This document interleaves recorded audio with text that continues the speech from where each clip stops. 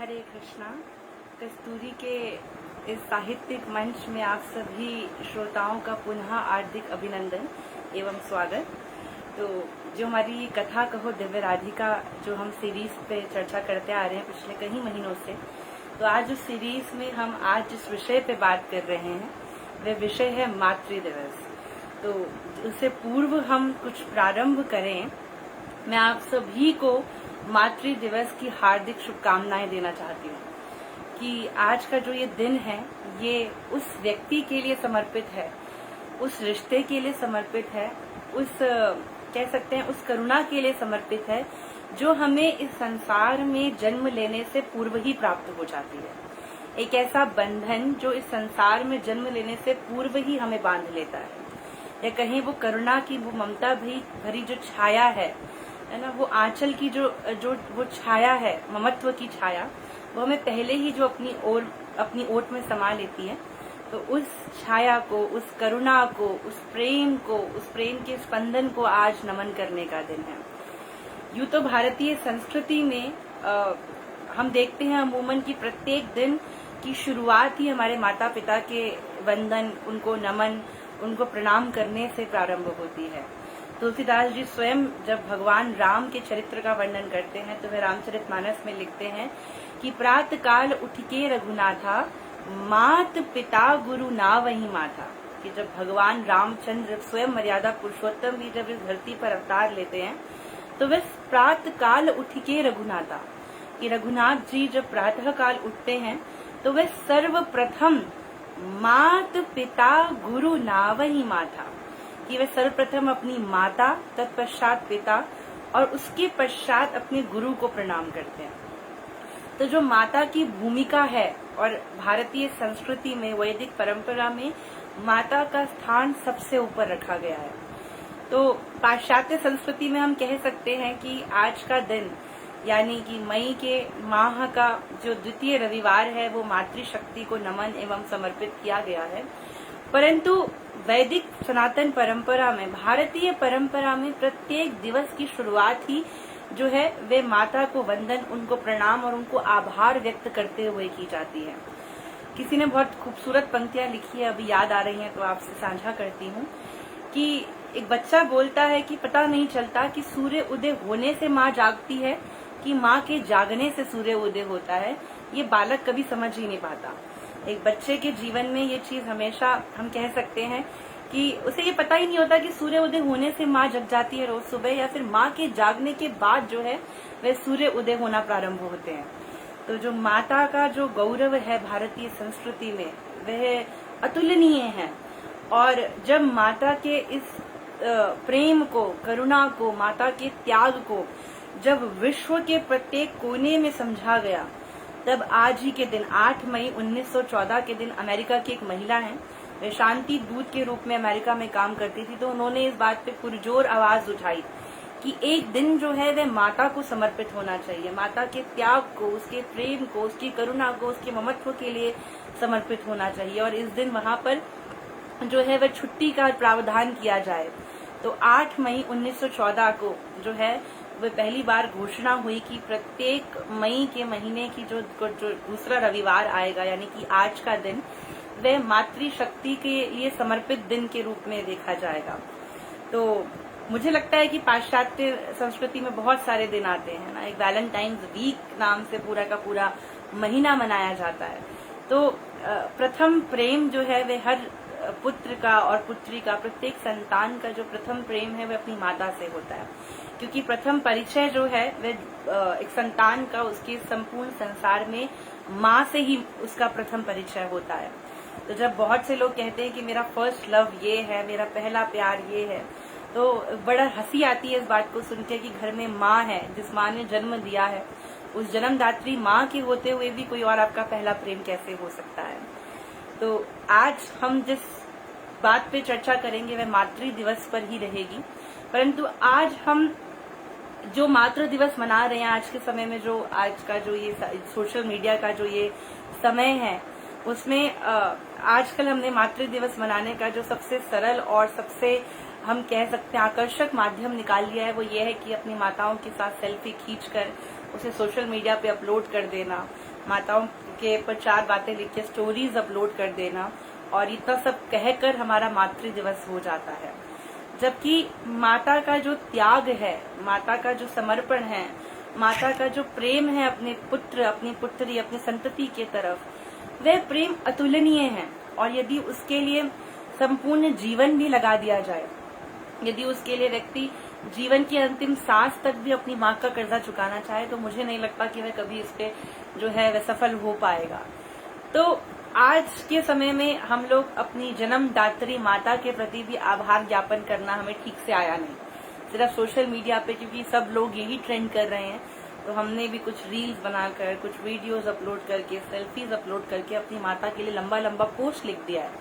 परंतु वास्तव में आज के दिन कौन लोग जो हैं वे अपनी माता के साथ उस दिन को उस गरिमा के साथ मना पा रहे हैं, है ना। उस दिन की उस महिमा को समझकर उस दिन का जो है वह उसका आनंद उठा पा रहे हैं, ये हम नहीं जानते।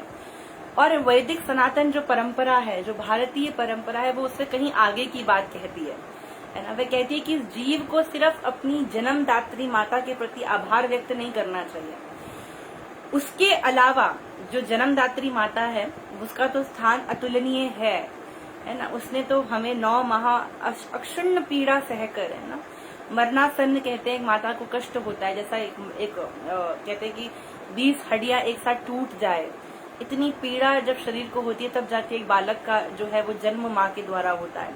तो इतना कष्ट सहकर जो माँ ने जीव को जन्म दिया इस संसार में, उसका जो कह सकते हैं उसका त्याग, उसकी भूमिका को कह पाना भी असंभव है।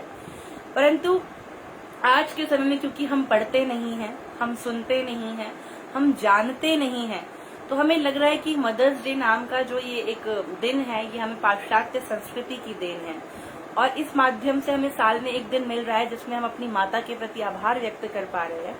परंतु यदि हम अपने शास्त्रों को देखें, हम अपनी वैदिक परंपरा को समझें, तो हम जान पाएंगे कि अपनी जन्मदात्री माता के अलावा भी जीव की बहुत सारी माताएं हैं जिनके प्रति हम प्रायः जो है वह हम उनके तरफ अपनी दृष्टि नहीं डाल पाते। हम उनकी तरफ जो है वो उदासीनता के भाव में हमेशा रहते हैं।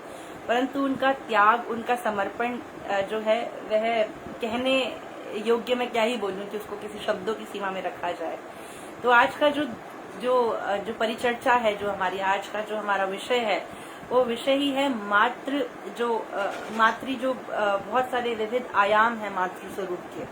तो उसमें जो सप्त मातृकाएं हैं, 7 माताएं जो जीव की बताया गया है, आज हम उस पर थोड़ा सा जो है वो प्रकाश डालेंगे, ताकि हम अपने आसपास उन माताओं के प्रति भी सजगता के साथ आभार ज्ञापन कर पाएं, जिन्हें हम शायद आज की इस भीड़ भाड़ भरी जिंदगी में, है ना, इस आपाधापी में हम शायद उनके प्रति बहुत ज्यादा उदासीन भाव से रहने लगे हैं। तो आज का जो मुख्य उद्देश्य है इस कक्षा को, इस विषय को उठाने का, वो यही है कि हम सब अपनी मूलभूत संस्कृति को जानें, और जो संस्कृति से हमें बहुत कुछ सीखने को मिला है, हम उसे आगे जानकर आगे उसको और उसका प्रसार करें। तो उसके लिए मैं हमेशा की तरह कस्तूरी मंच का जो है वो हार्दिक अभिनंदन और आभार व्यक्त करती हूँ कि आज भी ऐसे पेज हैं, ऐसे लोग हैं, ऐसे संगठन हैं, ऐसे समूह हैं जो इस प्रकार के विषयों को उठाने में रुचि रखते हैं, जो समाज को न केवल साहित्य के रूप में बल्कि समाज को प्रत्येक पहलू से सजगता प्रदान करने का प्रयास कर रहे हैं। तो उसके लिए कस्तूरी मंच का एवं उनसे जुड़े सभी लोगों का पुनः हार्दिक आभार एवं अभिनंदन। तो हमारे यहाँ बताया गया है, चाणक्य पंडित कहते हैं कि आत्म माता गुरो पत्नी ब्राह्मणी राजपत्नी का धेनुर धात्री तथा पृथ्वी सप्तेता मात्र स्मृतः। तो चाणक्य पंडित कहते हैं कि जीव की 7 माताएं हैं, और उन 7 माताओं में जो सबसे पहले जो नाम आता है वो आता है आत्म माता, यानी कि वो माता जिसने हमको जन्म दिया है। यदि हम माँ का कष्ट जो है वो शायद एक माँ ही जानती है जिसने अपने गर्भ में 9 महीने एक संतान का सृजन एवं पालन किया है।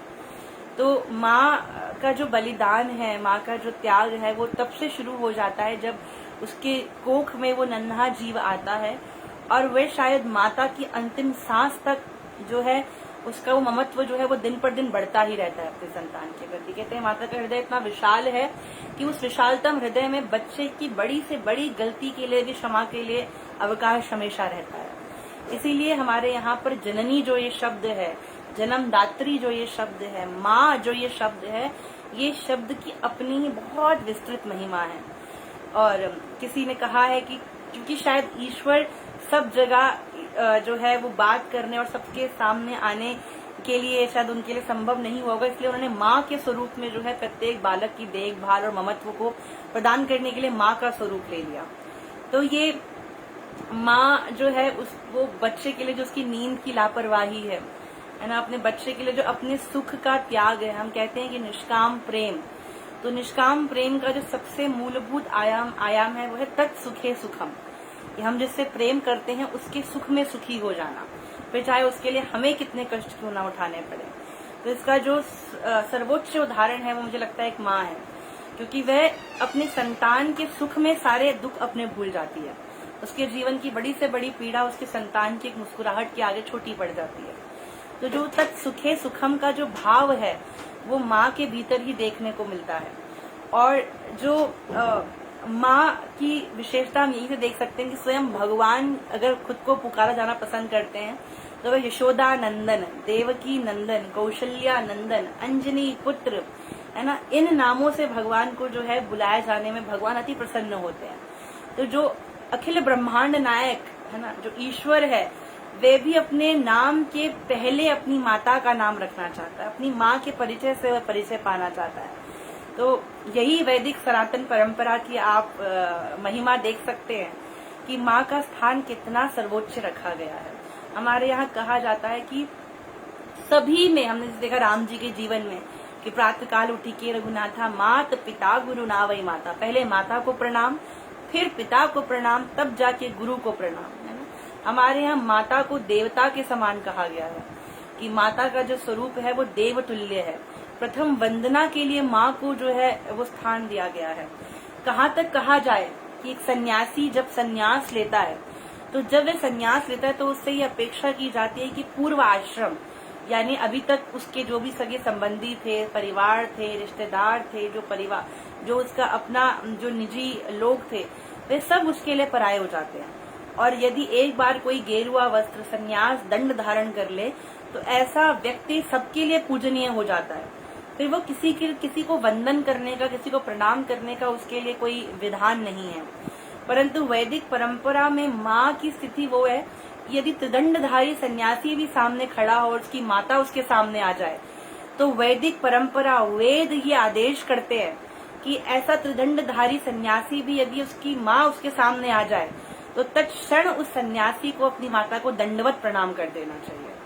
तो आप माता की गरिमा, माता की महिमा को यहीं से जान सकते हैं कि जिसके आगे सब झुक रहे हैं, वह सन्यासी भी अगर किसी आगे झुकने का उसको आदेश किया गया है, शास्त्र आज्ञा है, तो वो केवल अपनी जननी के आगे, जिससे उसे जन्म लिया है।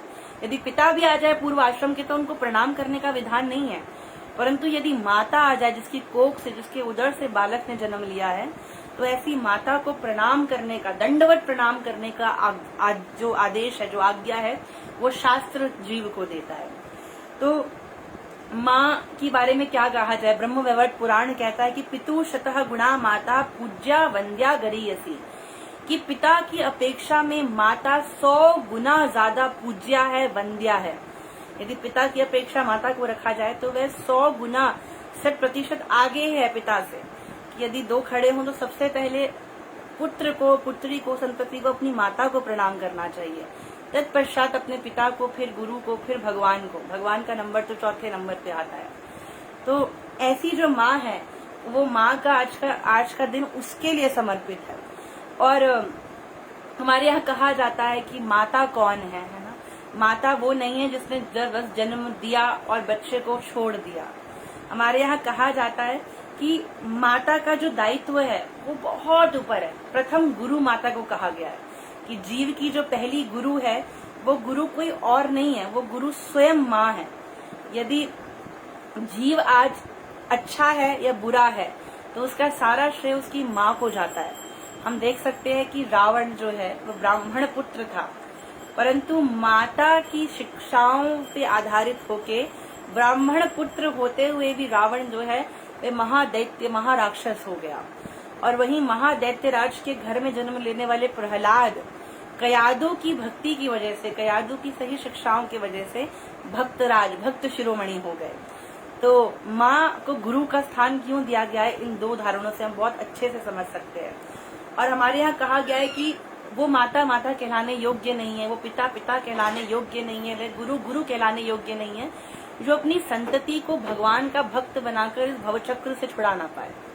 यदि आपकी संतान आपके समक्ष जो है वह सही आचरण नहीं कर रही है, वह समाज के लिए अच्छा कार्य नहीं कर सकती है, वह समाज के लिए जो है वह लाभदायक नहीं है, समाज को हानि पहुंचा रही है, तो ऐसी माँ, ऐसे पिता, ऐसे गुरु को गुरु पिता माता कहलाने का अधिकार जो है वो नहीं दिया जा सकता। तो गुरु न सस्यात् सुजनो न सस्यात्, पिता न सस्यात्, न जननी न सस्यात् कहा गया है हमारे यहाँ की वो गुरु गुरु नहीं, वो जननी जननी नहीं, वो पिता पिता नहीं, वो संबंधी संबंधी नहीं, जो कि जीव को सही मार्ग ना दिखा सके। तो माँ बनने का जो कार्य है वो सिर्फ संतति को जन्म देने से नहीं है ना, उसको सही मार्ग दिखाने से है। सिर्फ उसको भरण पोषण के लिए खाना सिखाना, उसको अपना पेट पालना सिखाना ये माता का धर्म नहीं है। माता का धर्म है उसे समाज के लिए जो है वो उपयोगी बनाना, अपनी संतान को अपने राष्ट्र के प्रति, अपने देश के प्रति, अपने धर्म के प्रति जो है वह जागरूक करना, उसके लिए समर्पित करना, ये एक माता का कर्तव्य है। मदालसा हमारे यहाँ स्त्रियों में बहुत सर्वश्रेष्ठ स्त्री में उनका नाम आता है। जब उनकी संतान हुई तो उन्होंने एक बहुत सुंदर बात कही कि मेरे गर्भ में जो जीव आ गया है वो जीव पुनः किसी माता के गर्भ में ना जाए, ये दायित्व मेरा है। अगर मैं ये दायित्व पूरा नहीं कर पाऊंगी तो मैं माँ कहलाने योग्य नहीं हूँ अपनी संतान की। तो ऐसे आदर्श रखने वाली माताएं वैदिक सनातन परंपरा में हुई हैं। ये स्थान है स्त्री का, माँ का हमारे यहाँ, इसीलिए शायद माता को सबसे पहले पूज्या कहा गया है। और देखा जाए तो वैसे भी सही है कि संसार में सबसे पहला संबंध ही बच्चे का अपनी माँ से बनता है। जन्म से भी 9 महीने पूर्व यदि बच्चा जानता है तो वह अपनी माँ को जानता है, तो वो संबंध जो है वो जन्म से पूर्व का संबंध है। तो इसीलिए शास्त्रों में आज्ञा करी गई है कि पिता भी खड़े हों तो पिता से भी 100 गुना पहले प्रणाम करने का अधिकार जो है वो संतान को माँ के लिए। यदि पिता माता दोनों खड़े और संतान को ये कंफ्यूजन हो जाए कि मुझे पिता को पहले प्रणाम करना है, गुरु को पहले प्रणाम करना है या माँ को पहले प्रणाम करना है, तो शास्त्र आज्ञा करता है कि ऐसे में बिना कुछ सोचे समझे तुरंत जो है संतान को, बालक को अपनी माँ को दंडवत कर देना चाहिए, क्योंकि वह आभारी है कि उसने अपने प्राणों पर खेलकर उसे जन्म दिया है। तो माँ का प्रथम जो माता है वो है आत्म माता। दूसरी जिस माता का यहाँ बात किया गया है वो माँ जो है, हमने बताया था आपको एक श्लोक था चाणक्य पंडित का, आत्म माता गुरो पत्नी।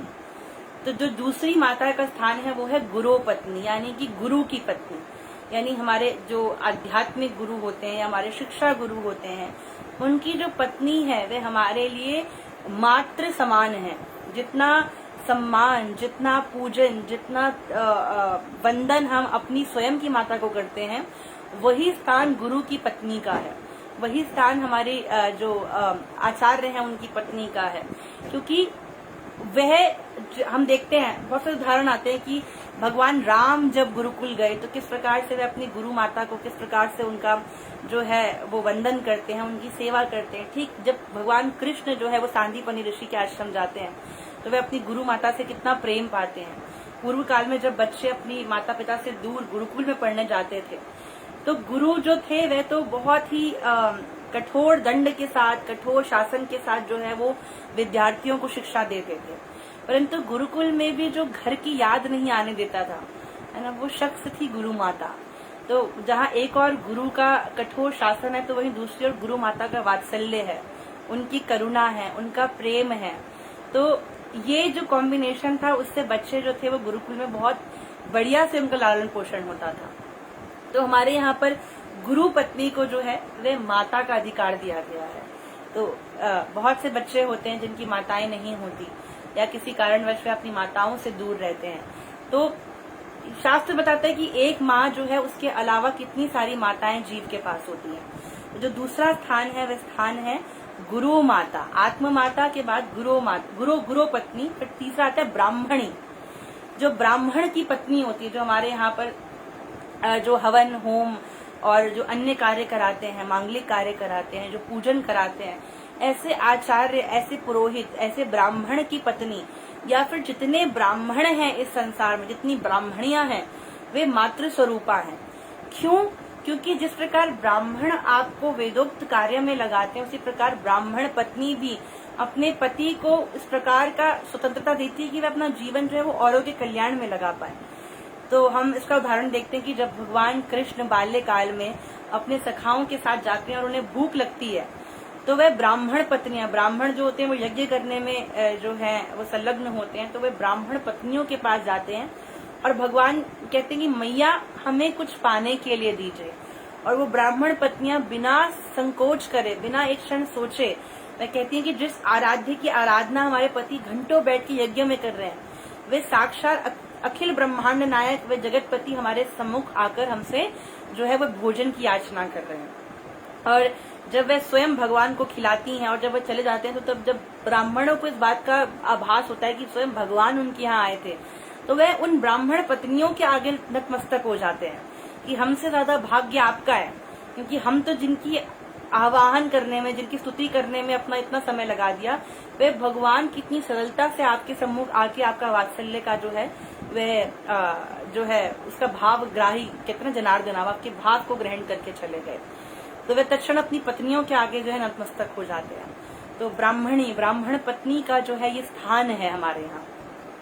राजपत्नी का, राजपत्नी यानी राजा की पत्नी, पूर्व काल में राजा की पत्नी को माता का स्थान दिया जाता था। जिस प्रकार प्रजा को संतान के रूप में देखते थे, उसी प्रकार संतान जो है वह पिता के स्वरूप में राजा को और राजा की पत्नी को माता के स्वरूप में देखते थे। और इसका सर्वश्रेष्ठ उदाहरण माता सीता है ना। सीता जी का हम लोग उदाहरण देखते हैं कि उन्होंने अपने इतनी सारी संतानों के लिए, है ना, अपनी 2 संतानों का जो है वो उनके लिए उन्होंने कष्ट सह लिया, क्योंकि सीता माता ने क्या कहा कि मेरी इतनी सारी संतानों का जिसमें सुख हो, मुझे वही काम करना है। कि एक माँ की 2 संतानें कुछ कह रही हो, उनका लाभ एक चीज में और उसकी अनंत संतानों का लाभ किसी चीज में, तो माँ हमेशा अपनी अनंत संतानों के बारे में सोचेगी। तो माता सीता ने वह राजपत्नी का जो माँ है ना, उसका जो धर्म था वो उस समय निभाया था। तो राजा की पत्नी जो है वह भी हमारे लिए क्या है, माता के समान है। उनका आदर, उनके वचनों का पालन जो है हमें उसी प्रकार से करना चाहिए। और जो हमारे यहाँ पर अगला जो माता का स्थान है वो है धेनुर, यानी कि गाय, है ना। और बहुत दुखद है ना, बहुत दुख होता है कि आज के समय में हम लोग गाय की जितनी अवहेलना कर रहे हैं, शायद इतनी अवहेलना तो हम शायद किसी और जीव जंतु की नहीं कर रहे। मुझे तो ऐसा लगता है, हमारे वेदों ने कहा है गावो विश्वस्य मातरः, कि गाव संपूर्ण विश्व की माता है। तो अब कोई पूछे कि क्यों हम गाय को माता क्यों माने, तो जिस प्रकार माता का कार्य होता है अपने बच्चे को जन्म से 6 महीना, 1 महीना, 2 साल, 3 साल, 5 साल वह अपने बच्चे को दूध, स्वयं का दूध पिलाती है। इसलिए हम कहते हैं हम पे दूध का कर्जा है ना, हमारी माँ ने हमें दूध पिलाया है, तो हम उसके ऋणी हैं, उस पर हमारा दूध का कर्ज है हमारी माँ का हम पे। तो जो माँ हमें 5 साल तक मैक्सिमम दूध पिला रही है, उसका कर्ज हमें है। परंतु वो माँ जो बिना किसी याचना के, बिना कुछ हमसे चाहे, आजीवन हमें अपना दूध पिलाती है ना, अपने बछड़े को ना देकर हमको जो अपना दूध से पालती है, सृजन करती है हमारा, हम उस माँ के प्रति कितने निष्ठुर हो गए हैं, है ना। भगवान कहते हैं कि मैं, गाय जो है वह मेरा शरीर है, मैं गाय के प्रत्येक अंग में वास करता हूँ। ऐसी गाय है ना, हम मंदिर जाके हम बहुत पूजा करेंगे, बहुत पूजा पाठ करेंगे, खूब दान दक्षिणा देंगे, परंतु जो चलता फिरता देवालय हमारे घर के पास है, हम उसके तरफ उदासीन हैं। जो लोग यहाँ पर ज्ञानी बैठे हैं, या हम में से जितने भी लोग अपने घरों में देखते हैं कि जब हमारे यहाँ श्राद्ध कर्म होता है या किसी की मृत्यु होती है तो पिंड दान होता है, वार्षिक हम उनका जो है वह श्राद्ध करते हैं, तो वहाँ पर गाय का जो पूजन है, यदि आप कभी किसी ब्राह्मण से पूछे या आप किसी बड़े से पूछे तो आप जानेंगे कि बिना गौ पूजा के कहा जाता है कि व्यक्ति को तो इस लोक से उस लोक जाने में भी बहुत कष्ट हो जाता है। तो गाय की महिमा जन्म से पूर्व भी है, जन्म लेने के जितने भी संस्कार हैं उसमें भी गाय का बहुत बड़ा योगदान है, और जीवन के बाद भी इस शरीर के अंत के बाद भी जो गाय का स्थान है वो बहुत ऊंचा है, और ऐसी गाय को हम जीते जी, हमारे सम्मुख चलती हुई गाय को हम अवहेलना कर देते हैं। तो मैं जानती हूँ कि इस समय गाय को पालना घरों में संभव शायद नहीं हो सकता, परंतु हम गौवृत्ति होकर, हम गाय के ज्यादा से ज्यादा उत्पादों का सेवन करके, हम अपने नियर बाय जो भी गौशाला है वहां पर जाकर गौ सेवा चाहे तन से करिए, चाहे धन से कीजिए, चाहे मन से कीजिए, जैसे भी आप सामर्थ्यवान हैं, अपने बच्चों में वो संस्कार डालिए। आज प्रत्येक घर में कुत्ता जो है उसको हम बहुत देखते हैं कि आजकल जो है वो बहुत उसका पालन जो है वो ट्रेंड में है। जिसके घर में आजकल नहीं है तो हम कहते हैं कि शायद ये व्यक्ति जो है वो शायद ट्रेंडी नहीं है ना, आज के जमाने से नहीं चल सकता। तो कुत्ते का लालन पालन करने में हमें कोई आपत्ति नहीं है, और हम ये नहीं कहते कि आप कोई आपत्ति करिए भी, परंतु माँ जो है, जो हमें अपना दूध दे रही है, जिससे दही मिल रहा है, घी मिल रहा है, मक्खन मिल रहा है, जिसका गोबर तक हमारे लिए उपयोगी है ना, शायद एकमात्र जीव है संसार में जिसका गोबर और जिसका मूत्र भी जो है वह गंगा जल के समान है। कोई भी मांगलिक कार्य होता है तो गौमूत्र छिड़का जाता है, और उसके साइंटिफिक कितने सारे हम कह सकते हैं बहुत सारे उसके प्रयोग किए जा चुके हैं। साइंटिफिक कितने लाभ हैं, कितना बड़ा एंटी बैक्टीरियल है गौमूत्र, हम सब जान चुके हैं अभी उसकी महिमा को। तो उसके बावजूद भी हम उस गाय के प्रति पूरी तरीके से हम उदासीन हैं। एक बार की बात है जब गाय के संपूर्ण शरीर में 33 कोटि देवताओं का वास हो गया था, तो बाद में 2 लोग बचे, एक गंगा जी और एक लक्ष्मी जी। तो जब ये गाय के पास आई तो उन्होंने बोला कि गैया आप जो है वो भगवान की अत्यंत प्रिया है, भगवान को गोविंद कहा जाता है, गोपाल कहा जाता है ना, हमारे इष्ट जो भगवान कृष्ण है आप उनकी भी इष्ट हैं, है ना, हमारी पूज्य की पूज्या हैं आप। तो जो भगवान के पीछे लोग नंगे पांव मंदिर जाते हैं, और भगवान कृष्ण ने गौ माता के पीछे 11 वर्ष 52 दिन कभी वृंदावन में पादुका धारण नहीं करी, क्योंकि उनकी प्यारी गैया जो है वो पादुका धारण नहीं करती है। तो इतना प्रेम भगवान जिनसे कर रहे हैं ना, तो उन्होंने बोला हमसे बड़ी गलती हो गई कि हम पूर्व में नहीं आ पाए। अब आपके शरीर में किसी भी नाड़ी में कोई स्थान हो, किसी भी अंग में कोई स्थान हो, तो आप हमें प्रदान कीजिए। तो जब इस प्रकार गौ माता ने स्तुति सुनी तो कि गौ माता करुणामयी है, कितने से बड़ा हाई बीपी का पेशेंट हो, यदि वह 15 मिनट सिर्फ गाय की पीठ को सहला दे तो वह कितना बड़ा बीपी हो, उसका दवाई से नीचे ना आ रहा हो, वो तुरंत तत्क्षण नीचे आ जाएगा। जो व्यक्ति गाय का घी खाता है ना, उसे कभी हार्ट अटैक नहीं हो सकता, उसे कभी कोलेस्ट्रॉल नहीं हो सकता, उसे कभी डायबिटीज नहीं हो सकता, उसे कभी यूरिक एसिड नहीं हो सकता, उसे कभी कैंसर नहीं हो सकता। जो व्यक्ति गाय का दूध पीता है, जिस बालक ने जन्म से 5 साल सिर्फ गौ वृत्ति हो, गौ माता के दूध का पान किया हो, साइंस कह चुका है ये बात कि उस व्यक्ति के बाल कभी सफेद नहीं होंगे, वह व्यक्ति कभी बुद्धिहीन नहीं होगा, उसका वाक चातुर्य इतना तेज होगा, उसकी बुद्धि इतनी तेज होगी कि बड़े से बड़ा कुछ भी आप प्रश्न रख दीजिए, वह व्यक्ति बिना घबराए उसका उत्तर दे देगा।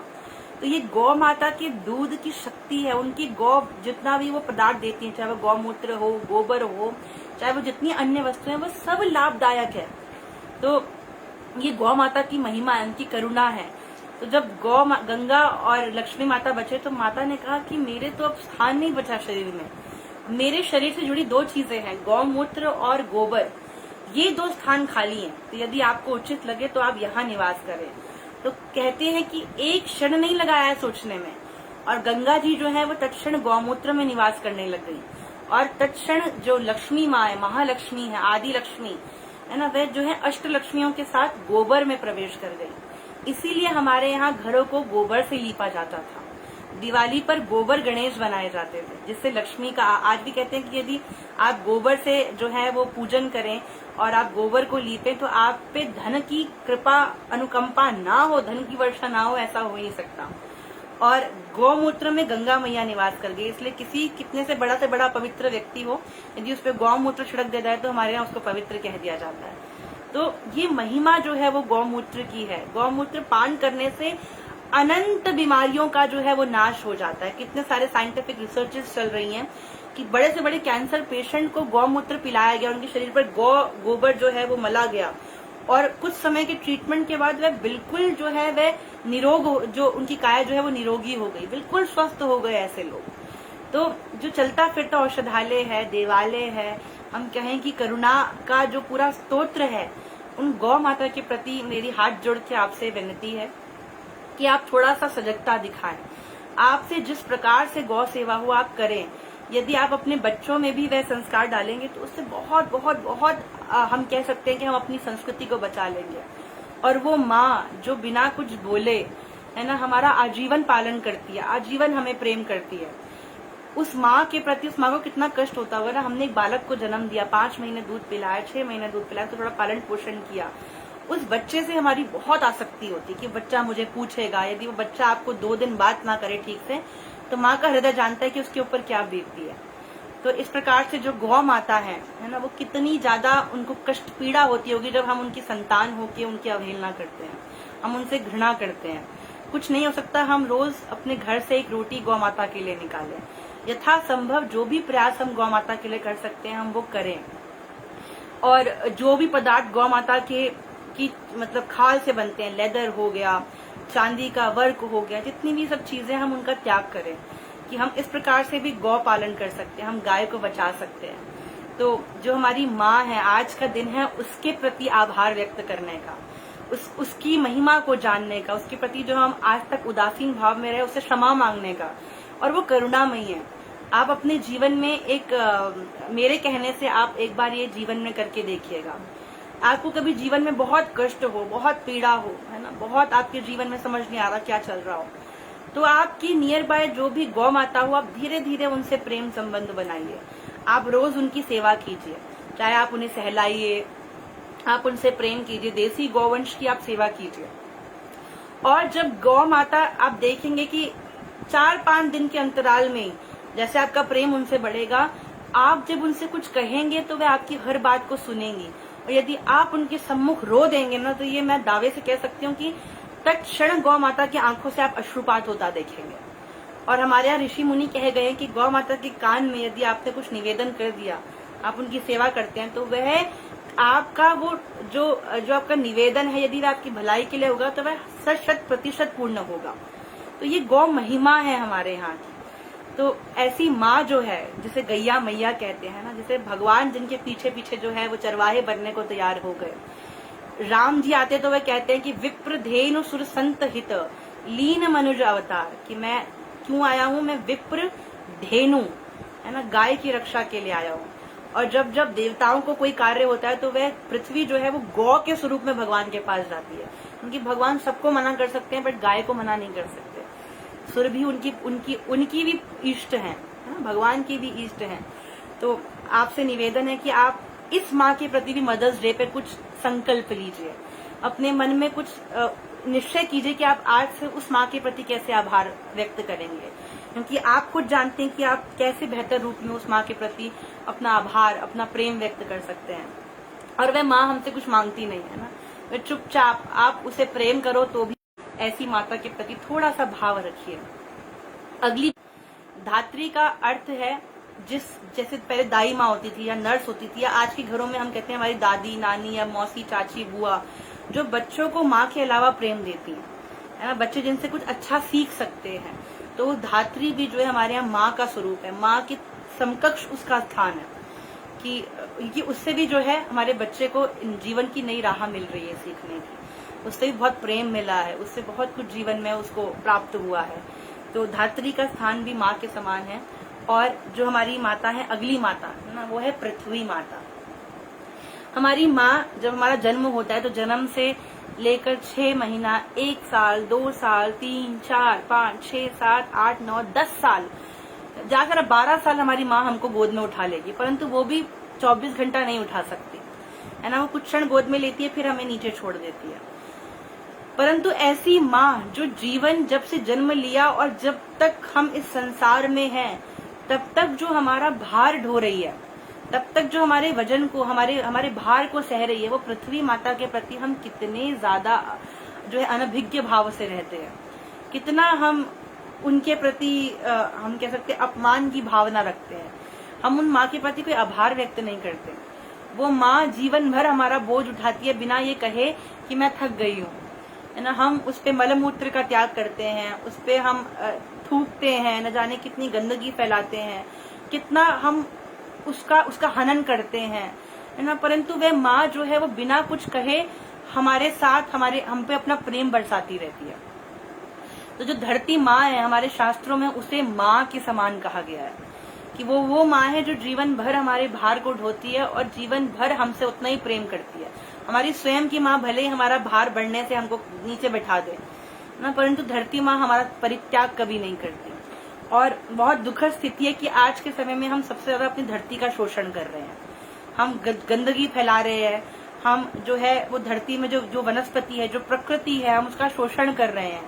हम अपनी पृथ्वी के प्रति जितना हम पृथ्वी के साथ हम जो कर रहे हैं, प्रदूषण हो, फिर चाहे ग्लोबल वार्मिंग हो, फिर चाहे जितनी भी आपदाएं हम आ रही हैं, इसका बहुत बड़ा कि मैं कहूँ कि 100% हाथ हमारा ही है, मनुष्य का है। और वो हम क्यों कर रहे हैं? क्योंकि हमें लगता है कि ये हमारी माँ नहीं है, हम उससे अपना संबंध भूल चुके हैं। कोई व्यक्ति अपनी माँ पे कैसे थूक सकता है?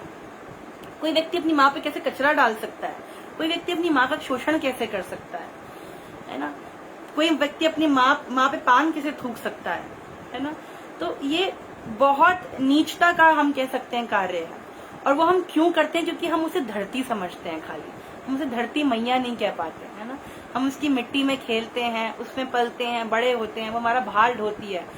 परंतु उस माँ के प्रति हमारी अनभिज्ञता है, हम सबसे बड़ा निरादर का भाव है कि हम ऐसी माँ के प्रति कभी प्रेम ही व्यक्त नहीं कर पाते। शास्त्र कहता है कि जब जीव सुबह उठे तो सबसे पहले वो धरती को प्रणाम करे।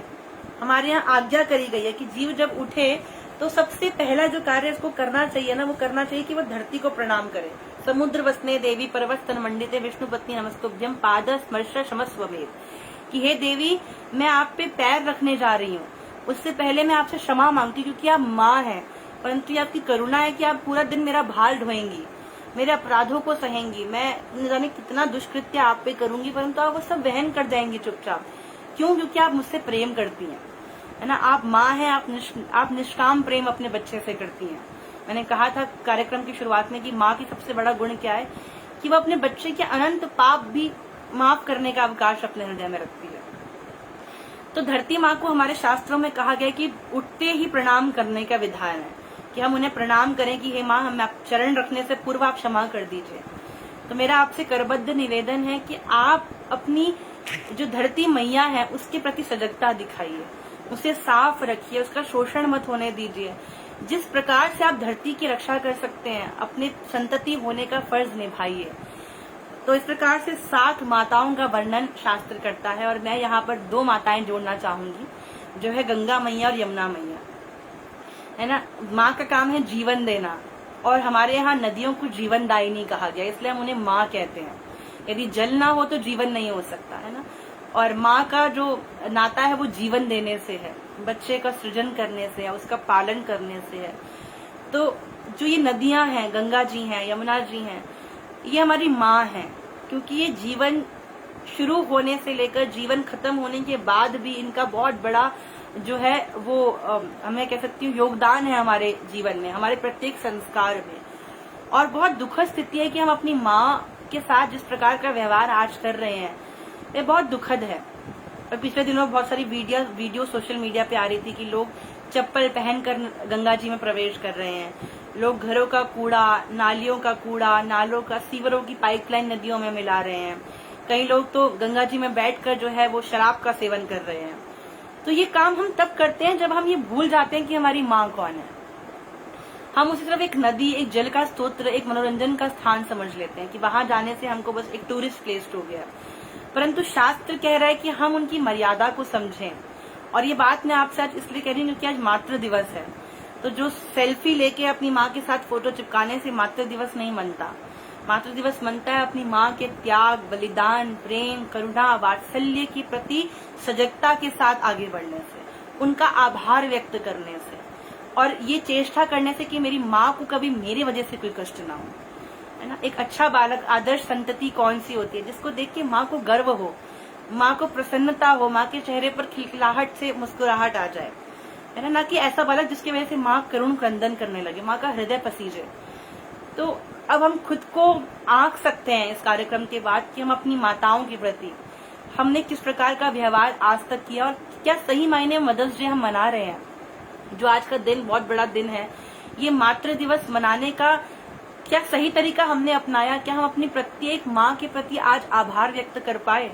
या हम ये संकल्प भी ले पाए कि हम आइंदा अपनी इन माताओं के प्रति, कि सब माताएं एक लेवल पर है, ऐसा नहीं है कि ये माँ ज्यादा इम्पोर्टेंट है या वो माँ ज्यादा नीचे है।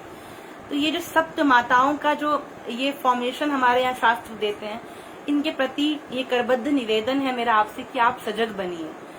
इन सभी माताओं के प्रति आप अपने कर्तव्य को जानिए। अधिकार तो हमने बहुत पा लिए, परंतु अब समय है कर्तव्य निभाने का।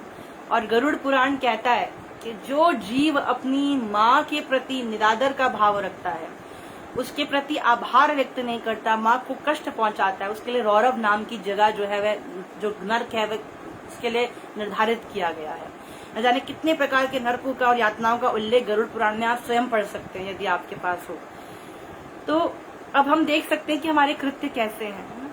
तो जन्मदात्री माँ से लेकर जितनी माताओं का नाम अभी हमने लिया, तो मेरा आपसे निवेदन है कि आप अभी भी दिन बचा है ना। हमारे यहाँ तो सूर्योदय से अगले दिन सूर्योदय तक का हम काल मानते हैं।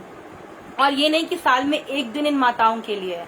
मैंने कहा कि वैदिक जो संस्कृति है वह 24 घंटे 365 दिन जो है उसका अपनी माता पिता गुरु की सेवा वंदना से प्रारंभ होता है, और माँ का स्थान बहुत ऊपर है इन सब में।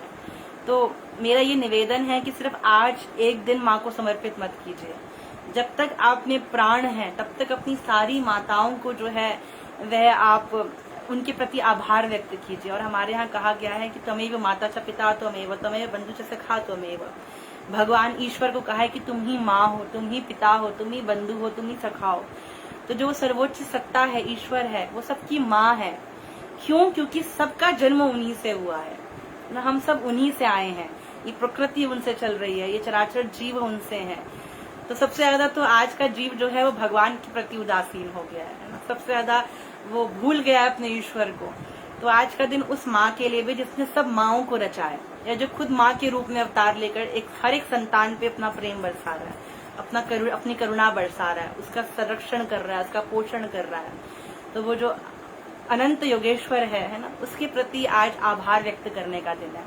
क्योंकि बहुत जन्मों में बहुत माताएं चेंज होंगी, परंतु वो एक माँ हमेशा रहेगी, क्योंकि सब उससे जन्म ले रहे हैं। तो आज की जो कक्षा है वो मातृ दिवस विशेष पे मुझे लगा कि हम इस बारे में बात करें, क्योंकि आज कल इस पे कोई बात करना जरूरी नहीं समझता।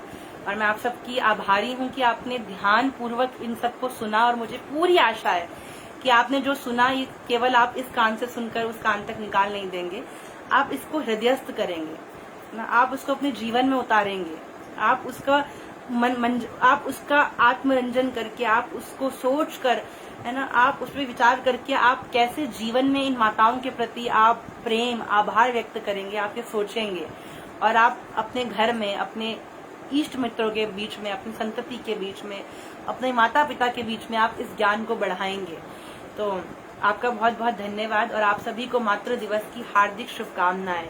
और सभी से प्रार्थना है, ईश्वर से प्रार्थना है कि सभी माताएं जो हैं वह जीवन भर जहां भी हों वह खुश रहें, वे हंसती मुस्कुराती रहें, और जो संततियां हैं वो अपना कर्तव्य पूरी निष्ठा से निभाए अपनी माता के प्रति।